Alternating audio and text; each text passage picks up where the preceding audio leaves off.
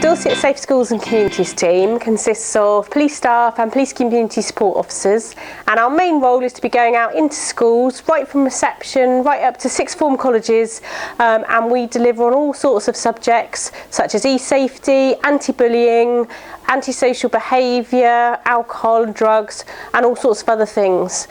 Alongside that, we also manage the Dorset Police Triage Service, where calls come through to the police about young people, where they're involved in different sorts of incidents. Then the less serious ones that require an education response will come to us, and we will go out and talk to those young people, potentially their teachers or their parents and carers, and try and give them education to help them see what might be better choices for them to be making. This is all part of the fact that Dorset Police doesn't want to criminalise young people, and the research shows that it's much better to give education, and that gives them a much better outcome. Right, it was very nice to see you today, and I'm here today to talk to you about staying safe on your computers and your tablets and on the internet. So that's what we're going to talk about this afternoon. Okay, so what I'm going to need is I'm going to need you to do some of your really good thumbs in a minute. Can you just show me your good thumbs? Brilliant. Okay, so can you put your thumbs up for me if you use a Nintendo DS at home? Brilliant. Okay, thumbs down. Could you put your thumbs up if maybe you're allowed to use mum or dad's mobile phone, perhaps to play games on? Brilliant. Thank you. Thumbs down. Could you put your thumbs up if you use an iPad or a tablet or a Kindle or a Huddle or something like that? Brilliant. Thumbs down. Could you put your thumbs up if you use a games console like an Xbox or a Wii or a PlayStation? Brilliant. Okay, thumbs down. Thumbs up if you know what this is over here. Give me good nice thumbs if you know what that is. Okay, we'll just say it all together, shall we? Videos on YouTube, isn't it? That's right. So lots of us are going on that, I'm sure, given how many of you know about YouTube. So could you show me with your thumbs if you like to play games with your friends online? Okay, thumbs down. And could you now show me with your thumbs if you ever play any games on any of your tablets or your phones or your games consoles with anybody that you don't actually know in real life? So I only want to see thumbs if you're playing games with people that you don't actually know.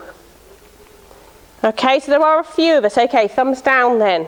Now, there's a really special word that we use for a person that we don't know. Does anyone know what that is? Does anyone know what that word is? A special word. A stranger. A stranger, well done. So do we know that word stranger?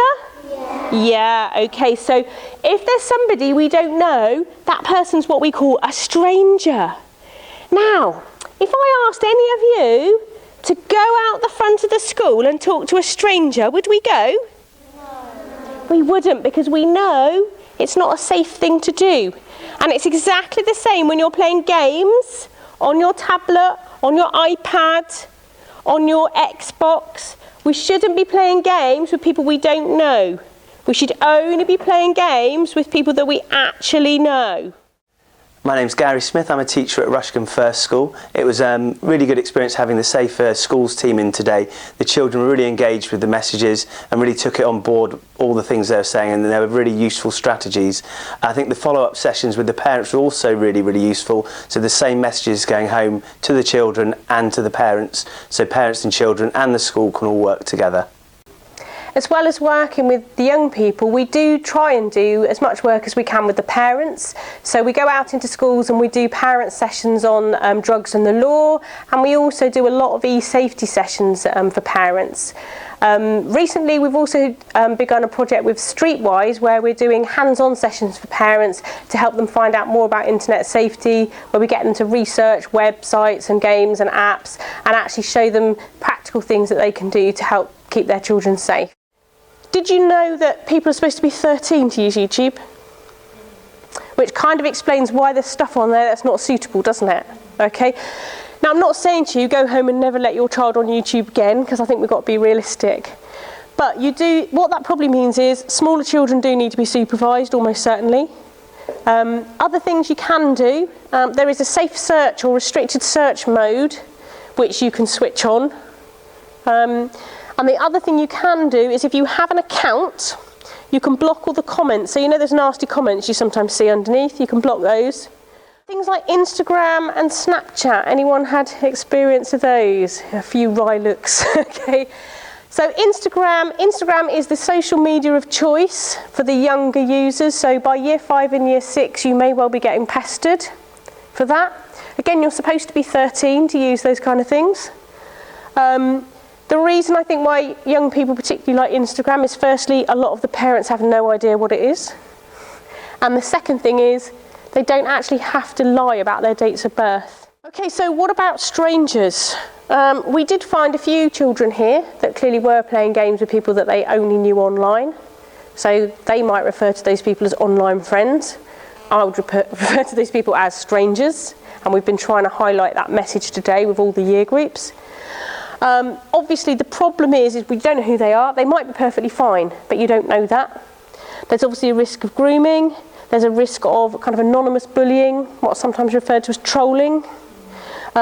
There's also the risk that people just kind of give bad advice. So somebody believes someone because they're their online friend, and actually they're just giving them really rubbish advice about how to deal with something, or what's illegal maybe, or whatever it is. And sometimes there still is a bit of competition amongst young people to have as many online contacts as possible. I think that is slightly going over now. I don't think we're seeing quite so much of it, but that is still, that can still happen. And even games like Moshi Monsters and Minecraft and Club Penguin that are really intended for quite young children have that part of the game where you can chat to other people. So again, if even those young games, you do need to look and see actually who can my child actually talk to when they're playing this game.